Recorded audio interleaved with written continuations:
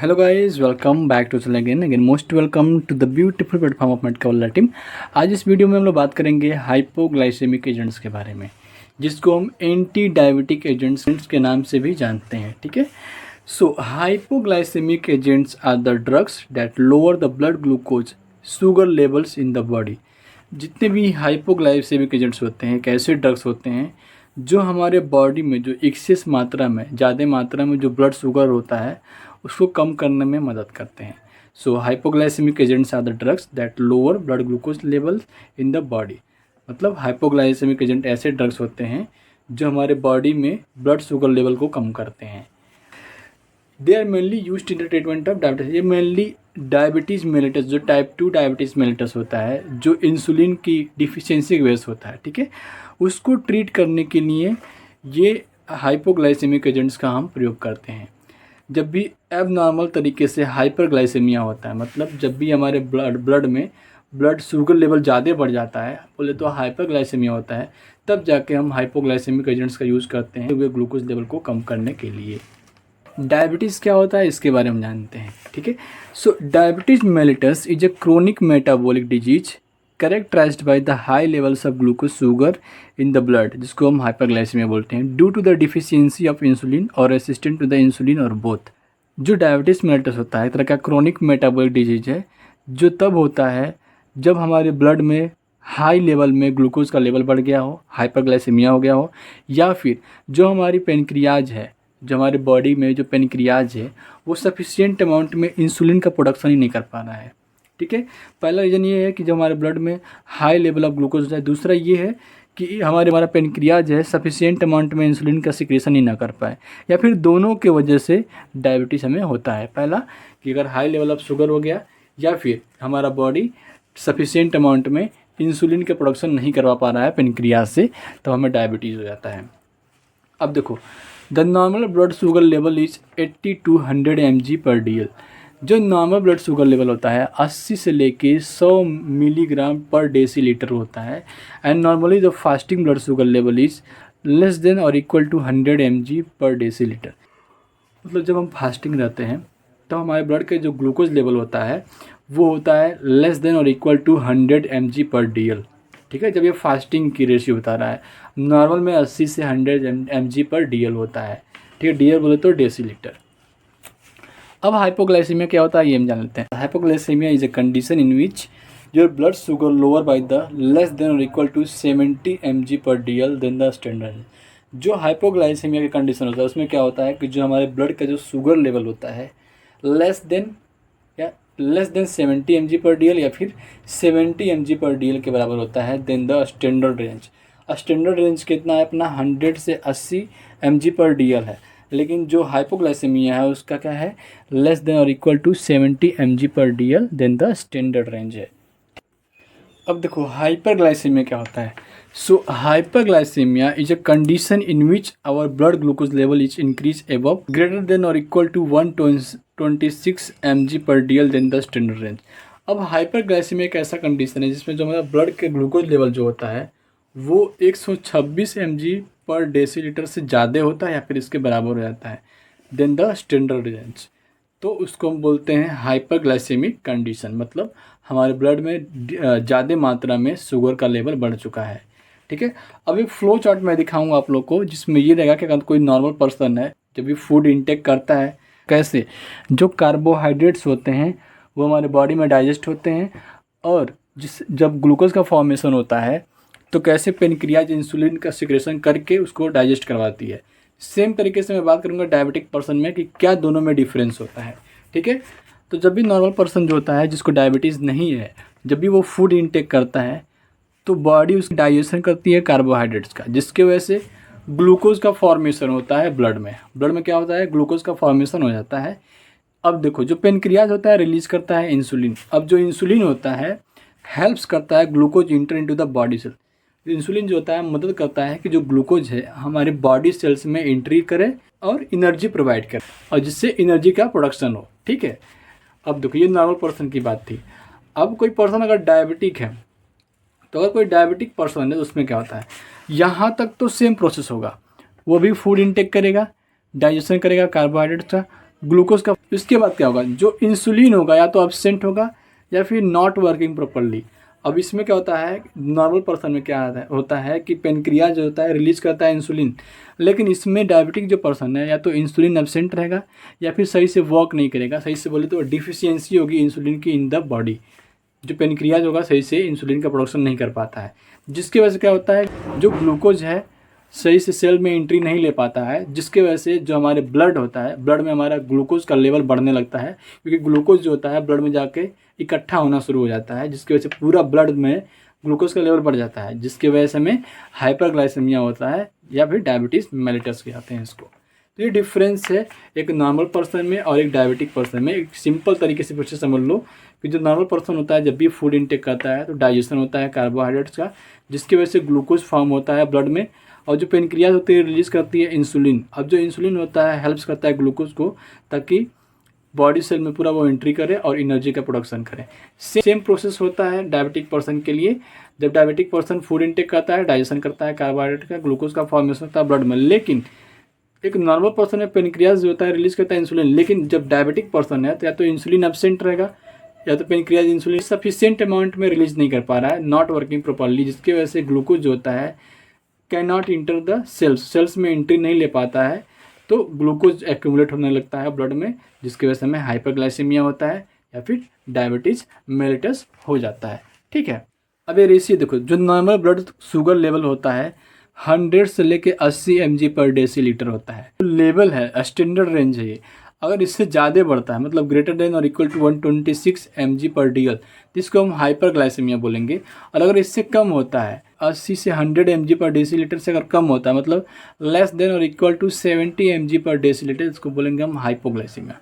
तो हाइपरग्लाइसेमिया यदि 126 mg पर DL से ज़्यादा हो या फिर उसके बराबर हो, और हाइपोग्लाइसेमिया बोले तो less than or equal to 70 mg पर DL होगा, तो इसको हम बोलेंगे हाइपोग्लाइसेमिया। अब हम पढ़ेंगे इसकी क्लासिफिकेशन को। Classification of hypoglycemic agents. The anti diabetic agent, जिसको हम बोलते हैं हाइपोग्लाइसेमिक एजेंट को हम एंटी डायबिटिक एजेंट भी बोलते हैं। So the anti diabetic agents are classified into 2 classes. इसको मेनली 2 क्लासेस में बांटा गया है।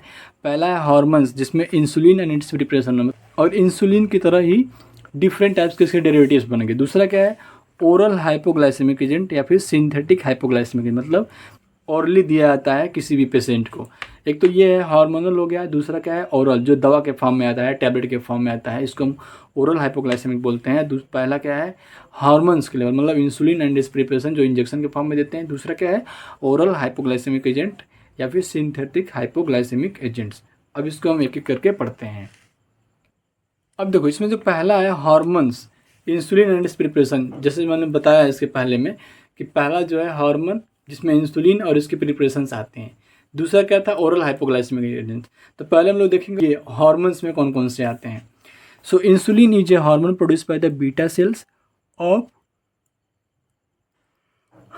Isolates of Langerhans of pancreas. जो इंसुलिन होता है एक तरह का हार्मोन होता है, जो बीटा सेल्स जो होता है of isolate of Langerhans of pancreas, वो सेक्रेट करता है इंसुलिन। मतलब इंसुलिन जो होता है एक तरह का हार्मोन होता है जो प्रोड्यूस बाय होता है बीटा सेल्स ऑफ पेनक्रियाज, ठीक है, isolate of Langerhans of pancreas. It is polypeptide containing the 51 amino acids arranged in the 2 chains namely A and B. अब देखो, जो इंसुलिन जो होता है एक तरह का हार्मोन है, जो होता है एक तरह का पॉलीपेप्टाइड होता है जो कंटेन करता है 51 एमिनो एसिड्स को, arranged into the 2 chains namely A and B. ये 2 चेन्स में अरेंज होते हैं, जिसमें चेन ए और चेन बी होता है। अब देखो, हैविंग 21, जो चेन ए होता है उसके पास 21 एमिनो एसिड होता है, और जो चेन बी होता है उसका 30 एमिनो एसिड होता है। तो इसको बोलते हैं हम total 51 amino acids. This 2 chains are connected by the 2 disulphide bridges SS bond of cysteines. अभी जो दूसरे से 2 सल्फाइड ब्रिज जो S बॉन्ड S से जुड़े होते हैं। अब इसका स्ट्रक्चर देखो कैसे जुड़े होते हैं।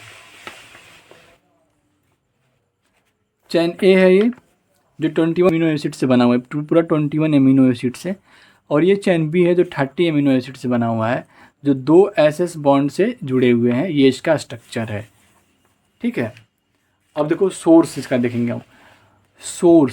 Sources of insulin, pancreas of pig और ऑक्स, जितने भी पेनक्रियाज होते हैं पिग के, सुअर के और ऑक्स बोले तो बैल हो गए सब, ठीक है, सांड हो गए। So porcine insulin is insulin obtain from the pancreas of pigs and closely resembles the human insulin in structures.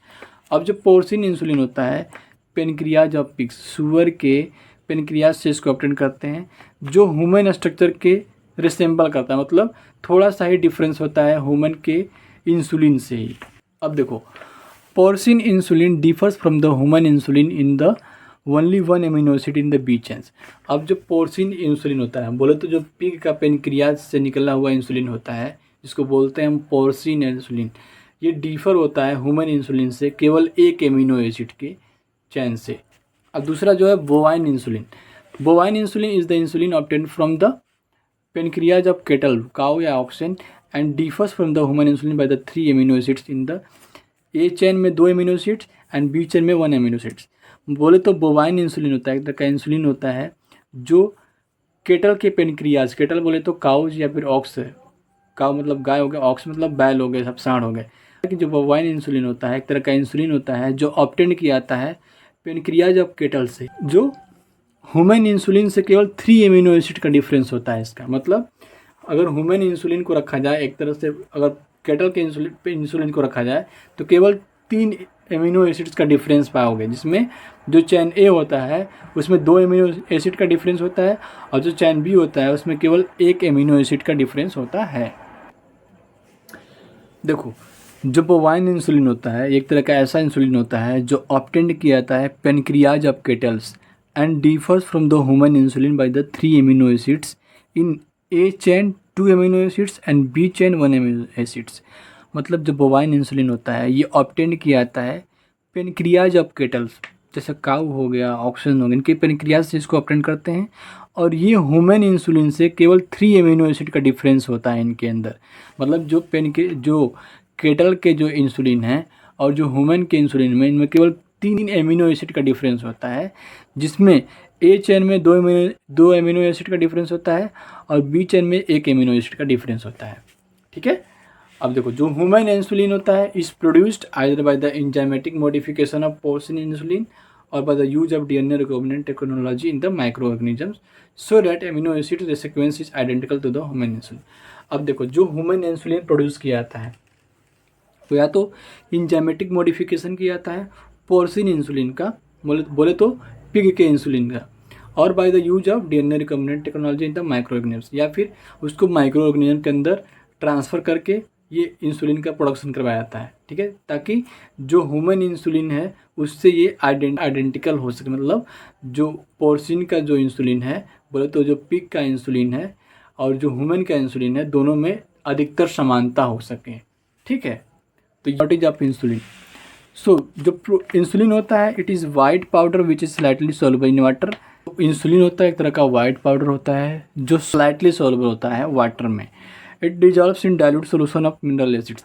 ये मिनरल एसिड्स में ये अच्छी तरीके से डिजॉल्व हो जाता है। So it is stored at the room temperature between the 2 degree celsius to 8 degree celsius and should not be allowed to freeze. जो इंसुलिन होता है इसको हम 2 डिग्री टेम्परेचर से लेके 8 डिग्री टेम्परेचर के बीच में इसको रखते हैं और इसको हमको फ्रीज नहीं होना है कि आप इसको फ्रीज नहीं कर सकते। ठीक है। It is sensitive to the heat and light. ये हीट एंड लाइट के काफ़ी सेंसिटिव होता है। ठीक है, सेंसिटिव बोले तो अगर हीट एंड लाइट के संपर्क में आता है तो ये ख़राब हो सकता है। Insulin injection is stored in the multi dose container. जितने भी इंसुलिन इंजेक्शन होते हैं इसको हम मल्टी डोज कंटेनर में इसको हम रखते हैं। Usages of insulin. So it is use to lower the high blood glucose level. इसको हम हाई ब्लड ग्लूकोज लेवल को कम करने में यूज़ करते हैं। It is use to regulate the carbohydrate metabolism. ये कार्बोहाइड्रेट के मेटाबॉलिज्म को भी रेगुलेट करता है। It is use to treat the ketoacidosis. मतलब कि हम एसिडोसिस का ट्रीटमेंट के लिए भी इसका प्रयोग करते हैं। अब इसके प्रिपरेशन को पढ़ेंगे। इंसुलिन एंड प्रिपरेशन, मतलब टाइप्स ऑफ इंसुलिन। अब देखो, टाइप्स ऑफ इंसुलिन में फर्स्ट आता है रैपिड एक्टिंग, जो बहुत ही फास्टली एक्ट करता है, जिसमें 3 तरह के इंसुलिन आते हैं। पहला insulin aspart, insulin lispro, insulin glulisine. अब अगर इंसुलिन एस्पार्ट को देखा जाए तो इसके ब्रांड नेम है नोवोलोग के नाम से आता है और इसका जो इफेक्टिव ड्यूरेशन ऑफ एक्शन होता है 3 से 5 घंटे तक ये काम करता है। और साथ साथ में ये जो है इंसुलिन लिस्प्रो जो है अगर इसका ब्रांड नेम देखा जाए तो हुमालोग है, जो 2 से 4 घंटे तक काम करता है अपने बॉडी में। इंसुलिन ग्लूलिसिन जो है, अगर ब्रांड नेम इसका देखा जाए तो एपिड्रा के नाम से आता है, जो 1 से लेकर 2.5 घंटे तक हमारे बॉडी में काम करता है। ये रैपिड एक्टिंग में ये 3 इंसुलिन आते हैं और इनके ब्रांड नेम है और इनके इफेक्टिव ड्यूरेशन ऑफ एक्शन है। दूसरा आता है शॉर्ट एक्टिंग। शॉर्ट एक्टिंग बोले तो रेगुलर जो सोलुबल इंसुलिन आते हैं इसमें, जैसे होमोलिन आर नाम से आएगा, ब्रांड नेम है। एक होता है नोवोलिन आर, जो इसका ड्यूरेशन होगा एक्शन का वो 3 से 6 घंटे तक हमारे बॉडी में ये असर देता है। तीसरा गया इंटरमीडिएट एक्टिंग। इंटरमीडिएट एक्टिंग में गया एनपीएच, नेचुरल प्रोटामिन हैगेडॉन या फिर आइसोफेन इंसुलिन के नाम से इसको जानते हैं। और इसका ब्रांड नेम देखा जाए तो होमोलिन एन एंड नोवोलिन एन के नाम से आता है, जो 10 से लेकर 16 घंटे तक हमारे बॉडी में ये काम करता है। चौथा देखा जाए तो लॉन्ग एक्टिंग आता है। लॉन्ग एक्टिंग में आपके 2 इंसुलिन आ गए, जिसमें पहला इंसुलिन ग्लार्जिन और इंसुलिन डेटेमिर। अब जो इंसुलिन ग्लार्जिन है उसका ब्रांड नेम देखा जाए तो लेंटस के नाम से आता है, जो 24 घंटे तक हमारे बॉडी में वर्क करता है। दूसरा क्या है इंसुलिन डेटेमिर, जो लेवेमिर के नाम से आता है, जो 6 से लेकर 23 घंटे तक हमारे बॉडी में ये कार्यरत होता है, कार्य करता है। तो ये था अपना total insulin and its preparation. अगर क्वेश्चन आता है कि इंसुलिन एंड प्रिपरेशन का नाम लिखने के लिए, तो जिससे इसके पहले जो मैं पढ़ाया हूँ इंसुलिन के बारे में उसको लिखना है, और इसका जो क्लासिफिकेशन, ये टाइप्स ऑफ, ये इसके प्रिपरेशंस हो गए। इंसुलिन तो हमने पढ़ लिया कि इंसुलिन क्या होता है, वो अलग टॉपिक था, और इंसुलिन एंड इट्स प्रिपरेशन, तो ये इसके प्रिपरेशंस हैं। जितना मैं पढ़ाया हूँ rapid acting, short acting, intermediate acting, इसके प्रिपरेशंस हैं। और ये क्लासिफिकेशन में हम लोग पढ़ रहे हैं। पहला क्लासिफिकेशन यही था कि human insulin and its preparation पढ़ना। दूसरा क्या था, ओरल हाइपोग्लाइसेमिक एजेंट्स को पढ़ना। अब हम लोग पढ़ेंगे ओरल हाइपोग्लाइसेमिक एजेंट्स। अब देखो ओरल हाइपोग्लाइसेमिक एजेंट, ये बी मतलब सेकंड क्लासिफिकेशन है। पहला क्लासिफिकेशन था इंसुलिन एंड इट्स प्रिपरेशन, दूसरा क्या है ये ओरल हाइपोग्लाइसेमिक एजेंट्स। स्टार्टिंग में मैंने बताया आपको, ठीक है। तो इसमें फर्स्ट जाता है इंसुलिन सेंसिटाइजर्स, जो मेन कैटेगरी है इसका इंसुलिन सेंसिटाइजर, जिसके अंदर 2 कैटेगरीज है, सब कैटेगरीज जो आते हैं बायगोनाइड्स। बायगोनाइड्स में आता है आपका मेटफॉर्मिन एंड फेनफॉर्मिन। जोलिडिनाडाइंस जो है इसमें आपका पायोग्लिटाजोन एंड रोसिग्लिटाजोन्स। अब बी जो क्लासिफिकेशन इसका आता है, बी क्लासेस जो है वो है आपका इंसुलिन सीटागोगस। इसमें आपके सल्फोनाइल यूरिया जाते हैं, जिसमें ग्लिमेपिराइड, ग्लिपिजिन, ग्लाइबराइड और ग्लिबेनक्लामाइड आते हैं, ग्लिबेनक्लामाइड, ठीक है। दूसरा इसका सब क्लासिफिकेशन है वो है मेग्लिटिनाइड्स, जिसमें आगे आपका रिपाग्लिनाइड और नेटेग्लिनाइड्स। तीसरा इसमें सब क्लासिफिकेशन है वो है DPP-4 इनहिबिटर, जिसमें आगे सीटाग्लिप्टिन, सेक्साग्लिप्टिन एंड लिनाग्लिप्टिन। ये इंसुलिन सेक्रेटागोगस में आते हैं ये।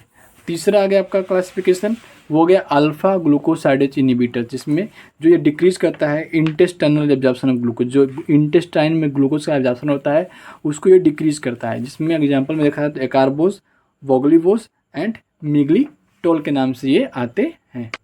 अब जो चौथा क्लासिफिकेशन है वो क्या है SGLT2 इनहिबिटर्स, जो इंक्रीज करते हैं excretion of glucose from the urines, मतलब यूरिन के थ्रू ग्लूकोज का क्या करते हैं एक्सक्रीशन कराते हैं, मतलब बाहर कराते हैं बॉडी से, जिसमें क्या डापाग्लिफ्लोजिन्स और इमाग्लिफ्लोजिन्स, ठीक है। तो ये अपना पूरा क्लासिफिकेशन था।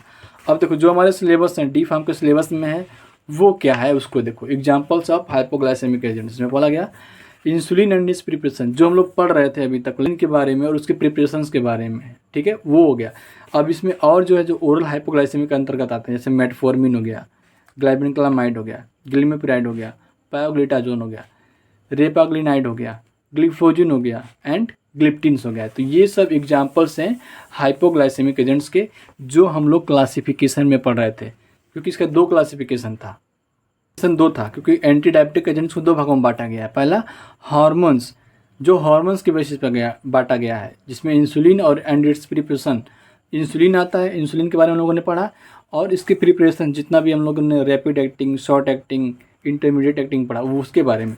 और दूसरा जो क्लासिफिकेशन में बताया हूँ अभी जो पढ़ाया हूँ वो था ओरल हाइपोग्लाइसेमिक एजेंट्स, और या फिर इसको सिंथेटिक हाइपोग्लाइसेमिक एजेंट्स बोलते हैं। हाइपोग्लाइसेमिक एजेंट्स है उसको 2 भागों में बांटा गया है, एक हार्मोन्स के बेसिस पे, एक ओरल हाइपोग्लाइसेमिक एजेंट्स की तरह, ठीक है।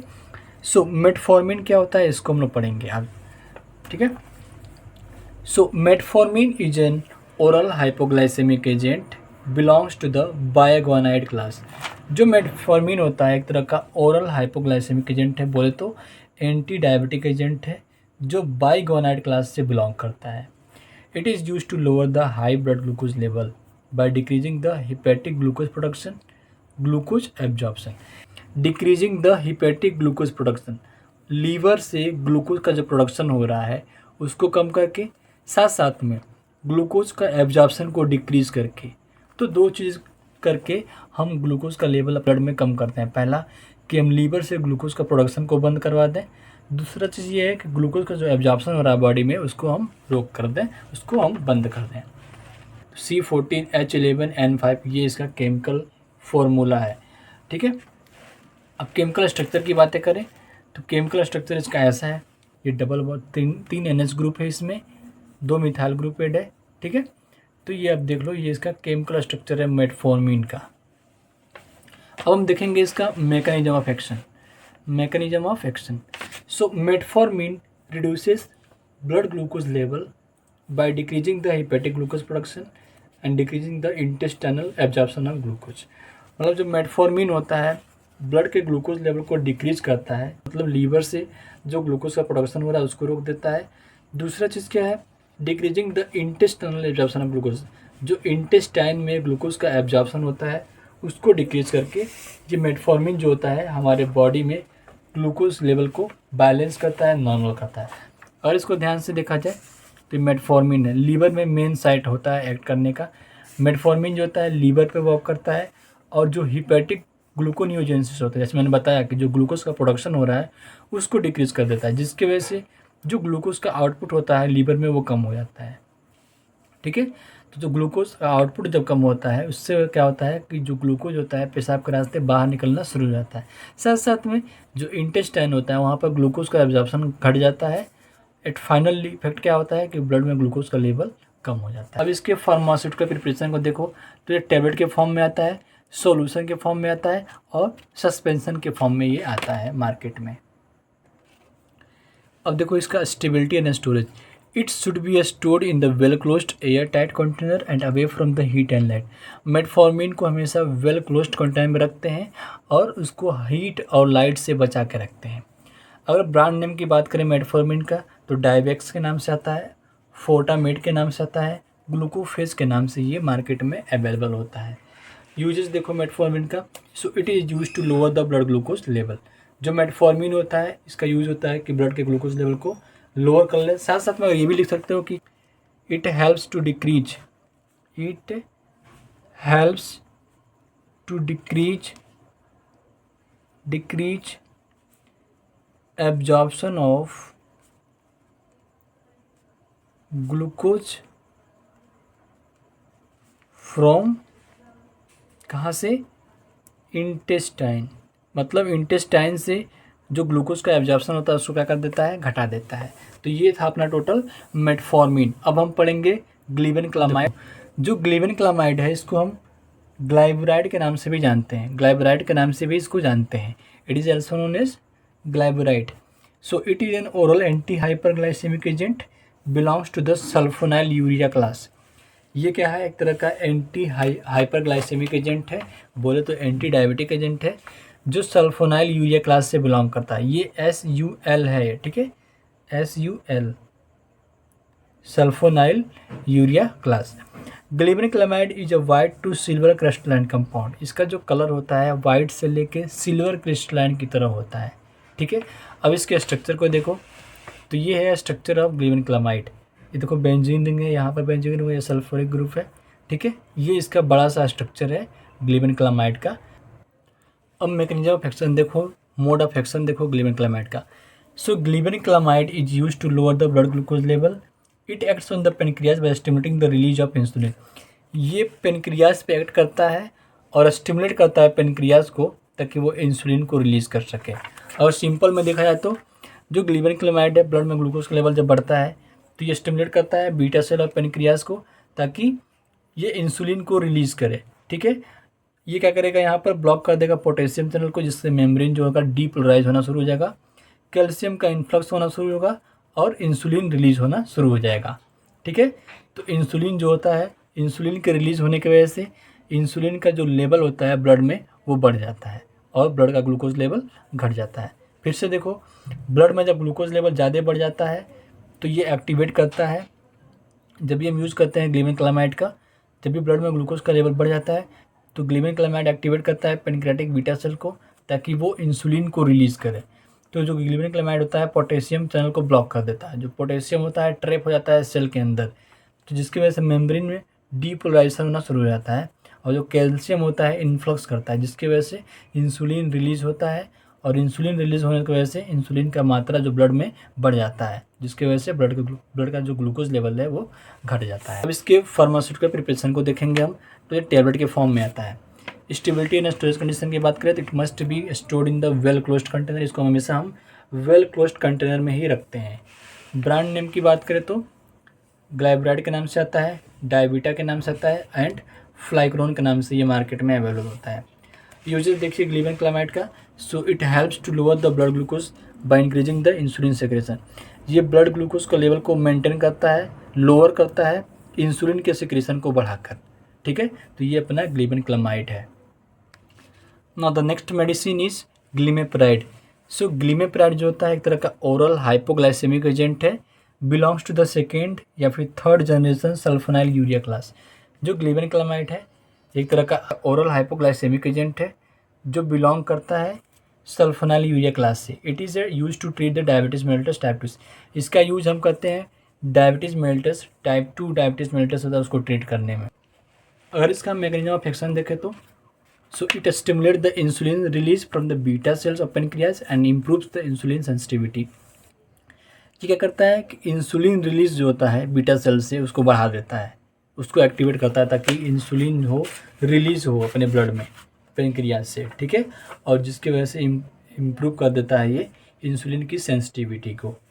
ठीक है, उसके बाद हम पढ़ेंगे फार्मास्यूटिकल प्रिपरेशन, तो ये टैबलेट के फॉर्म में आता है।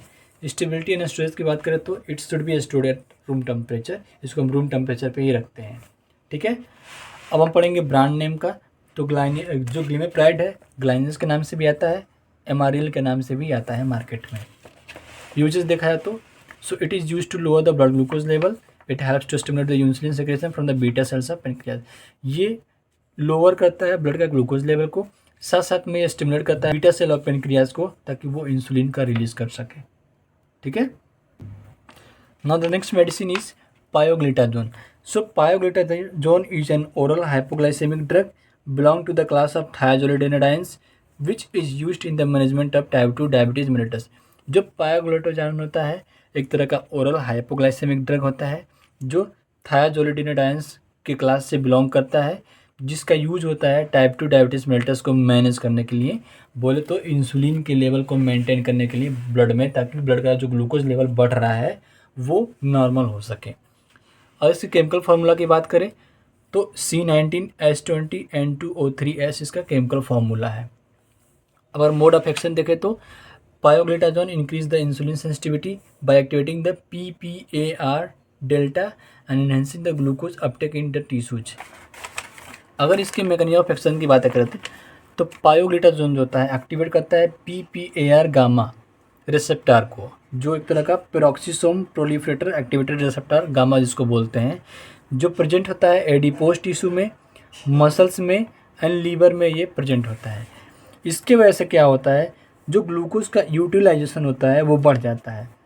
जब ग्लूकोज का यूटिलाइजेशन बढ़ेगा, यूटिलाइजेशन बोले तो सेल्स तक ग्लूकोज को पहुंचाया जाएगा ताकि सेल्स के पास ग्लूकोज पहुंचे, जिसकी वजह से more glucose enters in the cell, ताकि जो ग्लूकोज है ब्लड में वहाँ से निकल के वो कहाँ पहुँचे, सेल्स में पहुँचे और सेल्स उसको ATP का फॉर्मेशन कर ले।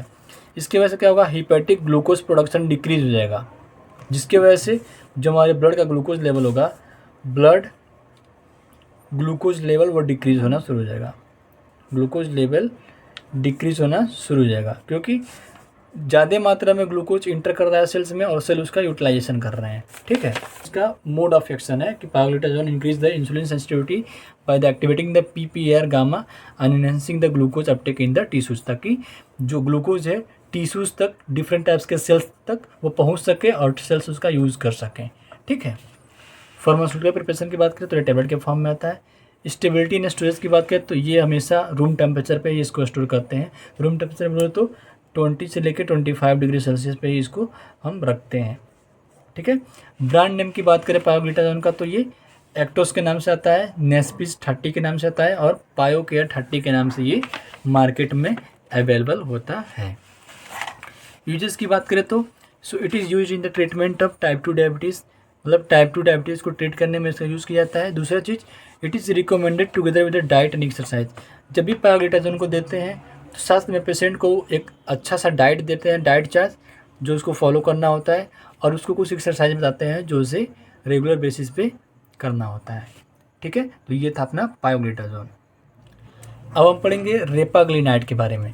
सो repaglinide is an oral hypoglycaemic drug belongs to the glinide class which is use to treat the type 2 diabetes mellitus. जो रेपाग्लिनाइड है वो एक तरह का ओरल हाइपोग्लाइसेमिक ड्रग होता है जो मेग्लिटिनाइड क्लास से बिलोंग करता है, जिसको हम ग्लिनाइड क्लास भी बोलते हैं, जिसका यूज हम करते हैं टाइप 2 डायबिटीज मेलिटस को ट्रीट करने के लिए, मैनेज करने के लिए। केमिकल फार्मूला की बात करें तो ये C27H36N2O4 ये इसका केमिकल फार्मूला है। मोड ऑफ एक्शन की बातें करें तो repaglinide stimulate the insulin release by closing the potassium channel in the pancreatic beta cells. कि रेपाग्लिनाइड जो होता है स्टिमुलेट करता है इंसुलिन के रिलीज को by closing the potassium channel in the pancreatic beta cell. Pancreatic beta cell से potassium channel को क्या करता है, ब्लॉक कर देता है। ठीक है, ये रेपाग्लिनाइड है। और जो ग्लिबेनक्लामाइड है दोनों का सेम यूज है, सेम मैकेनिज्म ऑफ एक्शन है। ठीक है। अब इसके फार्मास्यूटिकल प्रिपरेशन के देखो तो ये टेबलेट के फॉर्म में आता है। स्टेबिलिटी एंड स्टोरेज देखिए तो it's will be stored to the room temperature, इसको हमेशा हम रूम टेम्परेचर पर रखते हैं।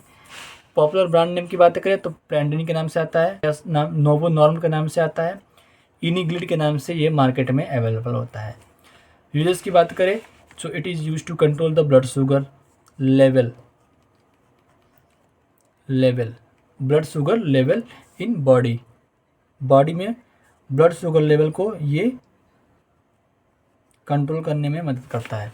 ठीक है, तो ये है अपना repaglinide. Now next drug is gliflozins. So gliflozins are the class of oral hypoglycemic drug that acts as SGLT2 sodium glucose को ट्रांसपोर्टर टू इनहिबिटर्स। जो क्या करेगा, सोडियम ग्लूकोज जो साथ साथ में ट्रांसपोर्ट होता है उसको क्या करेगा, ये रोक देता है। तो ये वर्क करता है जो SGLT2 inhibitor which is used in the treatment of type 2 diabetes mellitus. ठीक है, तो ग्लिफ्लोजिन होता है ये ओरल हाइपोग्लाइसेमिक ड्रग होता है जो एक तरह से SGLT2 इनहिबिटर की तरह वर्क करता है, जिसका यूज होता है टाइप 2 डायबिटीज मेलिटस को ट्रीट करने में। They are soluble in water, ये वाटर में सोलबल होता है। अगर उसके फार्मास्यूटिकल प्रिपरेशन की बात करें तो ये टेबलेट के फॉर्म में आता है। स्टेबिलिटी एंड स्टोरेज की बात करें तो it should be stored in the well closed containers. ठीक है। मोड ऑफ एक्शन की बातें करें तो gliflozin lower glucose by blocking the SGLT2 in kidney and increasing the urine glucose loss. ठीक है। अब देखो जो ग्लिफ्लोजिन होता है ये लोअर करता है ग्लूकोज को, ठीक है, bye blocking the SGLT2 in the kidney, जिसकी वजह से ये इंक्रीज करवाता है यूरिनरी ग्लूकोज लॉस, मतलब पेशाब के रास्ते ग्लूकोज को ये जल्दी जल्दी बाहर करवा देता है, जिसकी वजह से हमारे ब्लड में ग्लूकोज का लेवल कम हो जाता है। पॉपुलर ब्रांड नेम की बात करें तो ये कैनाग्लिफ्लोजिन के नाम से आता है, डोपाग्लिफ्लोजिन के नाम से आता है। यूजेस की बात करें तो it works in blocking the SGLT2 receptors, ये SGLT2 रिसेप्टर को ब्लॉक करने में काम करता है। It lowers the blood glucose level, ये ब्लड में ग्लूकोज लेवल को घटाने में काम आता है। ठीक है। Now the next medicine and last medicine is gliptins. सो ग्लिप्टिन्स आर द DPP4 बोले तो डाईपेप्टाइडेज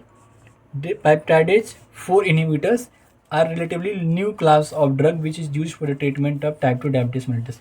जो ग्लिप्टिन्स होते हैं DPP4 इनहिबिटर्स होते हैं, बोले तो डाईपेप्टाइडेज 4 इनहिबिटर होते हैं, और ये न्यू क्लास ऑफ ड्रग है जिसका यूज हम करते हैं टाइप 2 डायबिटीज मेलिटस को ट्रीट करने में। ठीक है। मोड ऑफ एक्शन की अगर इसकी बातें करें सो gliptins inhibit the DPP4 receptor, increase करता है incretins GLP first and enhance the glucose dependent insulin secretions. ठीक है, ये ग्लूकोज डिपेंडेंट इंसुलिन के सेक्रेशन को इन्हेंस करता है, बढ़ावा देता है ताकि इंसुलिन का सिक्रेशन ज़्यादा हो। ठीक है। फार्मास्यूटिकल प्रिपरेशन की बात करें तो टेबलेट के फॉर्म में आता है। स्टेबिलिटी एंड स्टोरेज कंडीशन की बात करें तो it should be stored at room temperature and away from the light and heat. इसको हमेशा रूम टेम्परेचर पर रखते हैं और लाइट और हीट से इसको बचा कर रखते हैं। अगर पॉपुलर ब्रांड नेम की बातें करें तो जेनोबिया के नाम से आएगा, जेनोबिया के नाम से सीटाग्लिप्टिन आता है। देखो ग्लिप्टिन के भी कई क्लासेस है, सीटाग्लिप्टिन, विल्डाग्लिप्टिन, ठीक है। तो ये जेनोबिया के नाम से आएगा मार्केट में, तो उसमें मौजूद होगा जो केमिकल्स वो होगा सीटाग्लिप्टिन। गैल्वस के नाम से आता है मार्केट में, अगर इसको जाओगे खरीदोगे तो उसमें क्या होगा, विल्डाग्लिप्टिन्स होगा, ठीक है। यूजेस की बातें करें तो usages of gliptin, so it is use to block DPP-4 enzymes, ठीक है। It is use to lower the blood glucose level. ये DPP-4 एंजाइम्स को ब्लॉक करता है, ग्लूकोज डिपेंडेंट इंसुलिन सेक्रेशन बढ़ सके, ठीक है। और ये हमारे ब्लड के ग्लूकोज लेवल को घटाता है, ठीक है। तो ये था अपना पूरा हाइपोग्लाइसेमिक एजेंट्स। आशा है कि कोई वीडियो पूरी तरह से समझ में आई होगी। जहाँ कन्फ्यूजन है कमेंट डाउन करना, ठीक है। तब तक के लिए लाइक करिए, शेयर करिए एंड सब्सक्राइब करिए to this channel. Thank you so much for watching this video.